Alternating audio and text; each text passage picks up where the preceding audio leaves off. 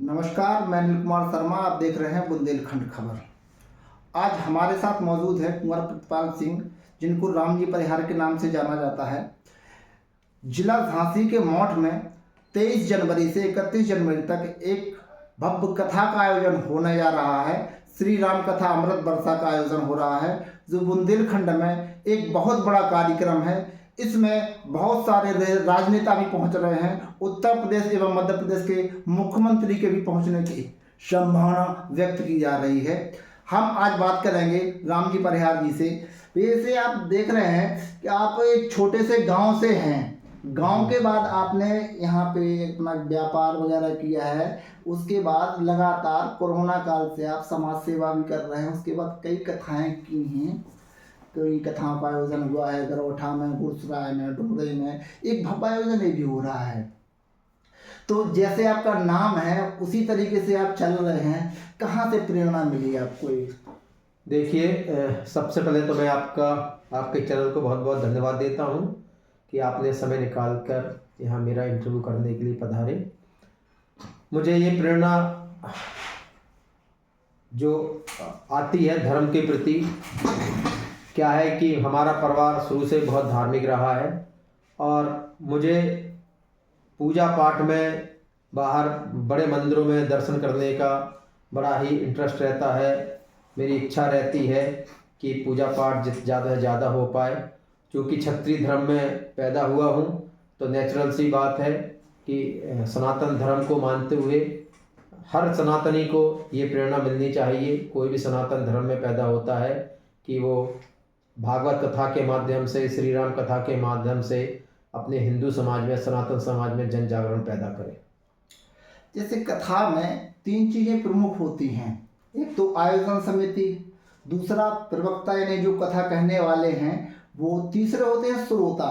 कई जगह हमने कई प्रकार के कार्यक्रम देखे हैं। प्रवक्ता अच्छे होते हैं, कमेटी अच्छी होती है, कभी कभी श्रोताओं को सुविधाएं ना मिलने के कारण, व्यवस्था न होने के कारण नहीं पहुंच पाते हैं। लेकिन आपकी जो कथाएं होती हैं उसमें सबसे महत्वपूर्ण बिंदु रहता है श्रोताओं के लिए व्यवस्था करना। पहले जो कथाएं हुई उनमें भी आपने व्यवस्थाएं की हैं। इस कथा में क्या व्यवस्था रखी गई है लोगों के लिए? ऐसा है अनिल जी, इस कथा में चूँकि कथा का स्वरूप धीरे धीरे बहुत बड़ा हो गया। इसमें परम श्रद्धेय आचार्य शांतनु जी महाराज के मुखारबिंद से कथा, श्री राम कथा कही जाएगी।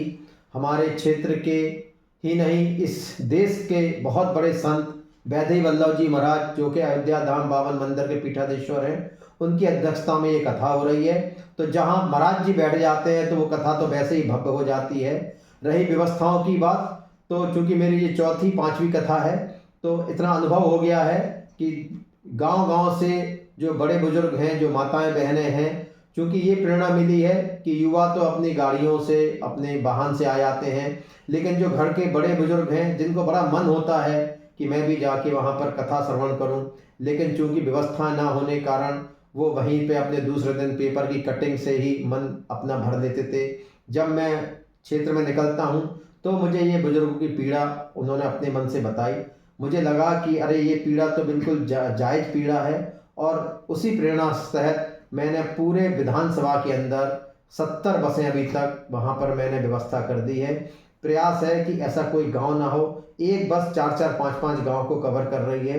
प्रयास ये है कि सारे के सारे गांव कवर हो जाएं, और जितने भी हमारे बड़े बुजुर्ग हैं, मैं सबसे अपील भी करना चाहता हूँ आपके चैनल के माध्यम से कि आप लोग चिंता मत करिए, कथा श्रवण के लिए मैंने सारी व्यवस्था करी है। आप लोग बस समय का ध्यान रखें। बस 12 बजे वहाँ से आपके गांव से निकलेगी, क्योंकि कथा का समय 1 से 4 है, तो समय से सब लोग आ जाएं। और कथा के बाद सबको प्रसाद की व्यवस्था है, और प्रसाद लेके ही वही बस उनको जहाँ से लेके आएगी। वो सब व्यवस्था प्रमुख बनाए गए हैं। प्रत्येक बस के 2 व्यवस्था प्रमुख हैं, जो कि सबकी देख रेख में लाने का, ले जाने का काम हमारे कार्यकर्ता कर रहे हैं। किसी के यहाँ शादी होती है, 1 दिन का कार्यक्रम होता है, 2 दिन का भी मान सकते हैं। काफ़ी कुछ व्यवस्था जोड़नी पड़ती हैं, काफ़ी प्रयास करने पड़ते हैं, कई लोगों से सहयोग लेना पड़ता है। ये एक इतना बड़ा आयोजन हो रहा है, लगभग 1 हफ्ते से ज़्यादा का हो रहा है, भव्य कार्यक्रम हो रहा है।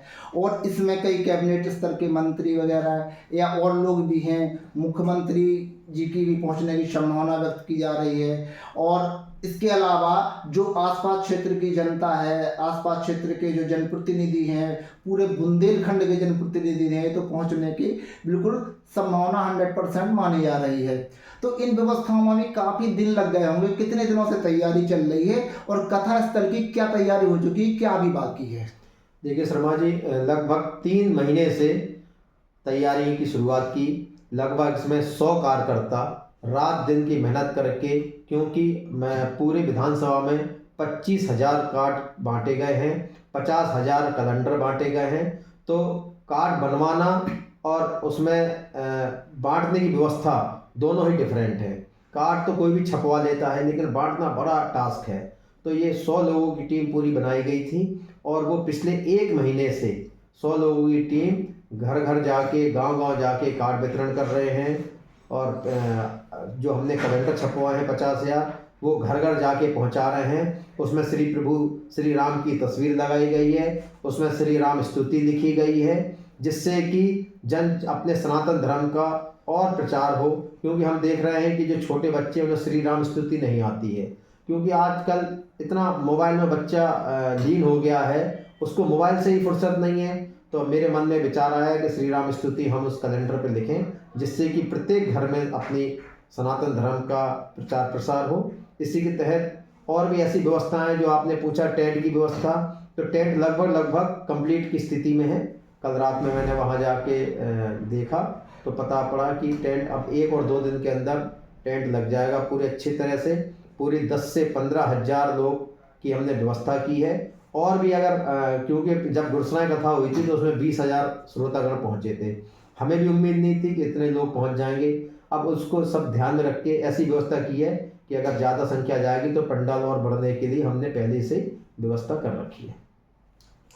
जैसे कि हम देख रहे हैं कि लगभग 1 महीने से ज़्यादा हो गया है, लगातार आप भ्रमण कर रहे हैं, अपने हाथों से कार्ड दे रहे हैं। तो इस प्रकार से बड़े बड़े राजनेताओं में प्रमुख नाम, कुछ चर्चित चेहरे हैं, किन किन लोगों की आने की संभावना है, कौन कौन आ सकता है, क्या लग रहा है आपको, क्या व्यवस्था उनके लिए? देखिए, निवेदन तो मैंने बहुत लोगों से किया है। परम पूज्य अपने योगी आदित्यनाथ, जो इस प्रदेश के यशस्वी मुख्यमंत्री जी हैं, उनसे भी मैंने निवेदन किया है कि महाराज जी, बुंदेलखंड बहुत पिछड़ा क्षेत्र है और उनके कदम इस अगर इस राम कथा अमृत वर्षा में पड़ जाएंगे तो बहुत ही बड़ा सनातन का एक यहाँ पर संदेश जाएगा। दूसरा, मैंने मध्य प्रदेश के मुख्यमंत्री से भी आग्रह किया है कि वो भी यहाँ पर पधारें, क्योंकि अपना जो झांसी शहर नगर या मोठ नगर है, चारों तरफ मध्य प्रदेश की सीमा से घिरा हुआ है, तो वो भी अपने पड़ोसी हैं, उस नाते मैंने उनसे भी आग्रह किया है। और दोनों ही मुख्यमंत्री जी ने हमें आश्वासन दिया है कि वो अगर समय उनका तय हो जाएगा तो वो ज़रूर इस कथा में रहने का काम करेंगे। बाकी कुछ केंद्रीय मंत्री हैं दिल्ली में, जैसे कि शिवराज जी, धर्मेंद्र प्रधान जी, इन लोगों को, BL वर्मा जी, अन्नपूर्णा जी, इन लोगों को मैंने सब लोगों को वहाँ आमंत्रित किया है। आश्वासन तो देखिए सबसे मिला है। अब चूँकि 28 तारीख से मुझे पता नहीं था, 28 तारीख संसद का सत्र भी है, बजट सत्र है, तो प्रयास करेंगे उससे पहले ज़्यादा से ज़्यादा लोग केंद्र से आ जाएं। बाकी उत्तर प्रदेश शासन से भी 10 से 15 मंत्री आने की संभावना है और प्रयास कर रहे हैं कि ज़्यादा से ज़्यादा लोग यहाँ पधारें और अपने इस कथा में सब लोग कथा का श्रवण करें। अच्छा, कथा के साथ साथ प्रतिदिन अलग अलग कार्यक्रम भी, सांस्कृतिक कार्यक्रम रखे गए हैं। इस संदर्भ में क्या है, कब कौन आएगा और किस तरीके से कार्यक्रम है, जिससे यहाँ के लोगों को धर्म लाभ के साथ साथ कभी कभी थोड़ा बहुत मनोरंजन भी हो जाता है। मनोरंजन, लेकिन इस मंच पर जो आपको होना है उससे मनोरंजन कम और धर्म लाभ ज़्यादा मिलना है। फिलहाल इस बारे में थोड़ा सा बात करें। जी शर्मा जी, पिछली बार जब गुरसराय में कथा करवाई थी तो हमने महसूस किया था कि जब 1 से 4 कथा होती थी तो शाम को सब लोग बड़े फ्री रहते थे और सब लोगों ने कहा कि भाई साहब, शाम को ऐसा कुछ भजन संध्या वगैरह हो जाना चाहिए, जिससे कि थोड़ा सबका मन लग रहा है, क्योंकि कार्यकर्ता पूरा तन मन धन से लग जाता है काम में और कथा में भी वो कथा भी नहीं सुन पाता, क्योंकि इतनी व्यवस्थाओं में रहता है कि VIP आते रहते हैं, संख्या बल ज़्यादा हो जाता है, तो उनकी व्यवस्था भी देखनी है। तो सब लोग ने ये तय किया कि भाई साहब, इस बार शाम को कुछ ऐसा भजन संध्या के माध्यम से थोड़ा सा मनोरंजन सबका हो जाए, और इस नाते थोड़ा सा भजन संध्या हो जाती है तो थोड़ा आनंद भी आता है। तो इस नाते हमने 23 तारीख को तो चूँकि अपनी कलश यात्रा है सुबह 10 बजे से, और कलश यात्रा में हमने 1100 साड़ियाँ उपलब्ध करा रहे हैं महिलाओं के लिए, जो अपनी पीली साड़ी पहन के सब लोग वहाँ पर कलश यात्रा में निकलेंगी। और उसके बाद 24 तारीख से हमने भजन संध्या की शुरुआत रखी है। पहले दिन मुकुल द्विवेदी जी 24 तारीख को रहेंगे, जो कि वृंदावन के बड़े ही बहुत अच्छे गायक हैं, जो बहुत अच्छी भजन संध्याएँ करते हैं। 25 तारीख को रासलीला का आयोजन रखा है, जो कि वृंदावन धाम से ही रासलीला के जो अच्छे कलाकार हैं वो सब एक कमेटी बनाकर हमने बुलाया है। 26 तारीख को सुरभि चतुर्वेदी जी की खाटू श्याम जी की भजन संध्या है। सुरभि चतुर्वेदी जी जयपुर से पधार रही हैं। और उसके बाद में 27 तारीख को अखिल भारतीय कवि सम्मेलन है, जो कि सुमित कवि ओरछा के हैं। उनके नेतृत्व में बहुत बड़े बड़े कवि आ रहे हैं देश भर से। और 28 तारीख को हेमंत ब्रजवासी, जो मुंबई के बड़े कलाकार हैं, बड़े गायक हैं, उनकी भजन संध्या है, जो कि अगर कोई भी सर्च करेगा यूट्यूब पे तब समझेगा कि हेमंत ब्रजवासी कितने बड़े गायक हैं भजन संध्या में। ऐसी इसी कड़ी में 29 तारीख को, चूँकि हम सब बुंदेलखंड में निवास करते हैं, बुंदेलखंड के निवासी हैं, इसलिए हम सब बुंदेलखंडी हैं। और इसी कड़ी में बुंदेलखंडी नाइट अगर नहीं होती तो मुझे ऐसा लगता है कि ये कार्यक्रम सब अधूरा रहता। तो उसमें मैंने कविता शर्मा जी को बुलाया है, और सागर से एक कॉमेडियन है जो बुंदेली में कॉमेडी करते हैं, आशीष उपाध्याय जी, उनको भी आमंत्रित किया है। और हमें लगा कि अगर हम लोगों ने बुंदेलखंड के बाहर के लोग बुला लिए और कोई अपना लोकल का व्यक्ति नहीं रहा तो भी बुंदेली नाइट अधूरी रह जाएगी। तो चिरगांव में एक आचार्य जी हैं, ब्रजेश कुमार जी। ब्रजेश जी बुंदेलखंड के बहुत अच्छे गायक हैं, तो उनको भी हमने इस बुंदेली नाइट में आमंत्रित किया है। और ऐसे करके तीनों लोग इस बुंदेली नाइट की शोभा बढ़ाएंगे। और बुंदेली नाइट के माध्यम से पूरे बुंदेलखंड में एक गायन की वजह से सबको बड़ा अच्छा रहेगा कि शाम की बुंदेली नाइट रहे। और ऐसे इसी कड़ी में 30 तारीख को त्रिलोचन दास जी महाराज, जो पंजाब से हैं, जिनके आश्रम लंदन में है, हरियाणा में है, बहुत बड़े संत हैं, बहुत अच्छी भजन संध्या करते हैं और हैं जरूर वो सरदार जी। लेकिन आप अगर जिस दिन वो भजन संध्या करेंगे तो आपको लगेगा कि इतनी अमृत वाणी है उनकी और बहुत ही सुंदर भजन करते हैं। तो 30 तारीख को आप समझ लीजिए विशेष आकर्षण के रूप में बहुत आग्रह करा, क्योंकि वो इस साइड आते नहीं है बुंदेलखंड में। हमने बहुत आग्रह किया उनसे, तब वे बहुत तैयार हुए। और उनकी 30 तारीख को भजन संध्या है, क्योंकि 31 तारीख को लास्ट आखिरी समापन दिवस है, तो इसलिए उस दिन कथा थोड़ी सी और लेट रहेगी। तो इसलिए 9 दिन में 7 दिन के सांस्कृतिक कार्यक्रम है।